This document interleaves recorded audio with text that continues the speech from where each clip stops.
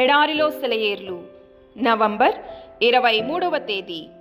నీ ప్రజలకు నీవు కఠిన కార్యములు చేసితివి.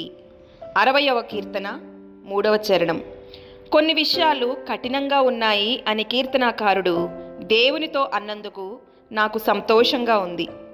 ఇందులో పొరపాటేమీ లేదు. జీవితంలో కఠినమైన విషయాలెన్నో ఉన్నాయి. ఈ మధ్య నాకెవరో అందమైన ఎర్రటి పూలగుత్తి ఇచ్చారు. ఎక్కడివి అని అడిగాను.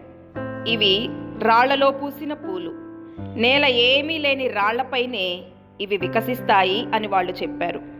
కఠినమైన పరిస్థితుల్లో దేవుని పుష్పాల గురించి ఆలోచించాను.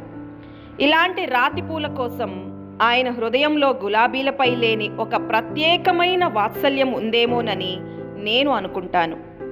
జీవితంలో ఎదురయ్యే పరీక్షలు మనలను కట్టడానికే గాని పడగొట్టడానికి కాదు.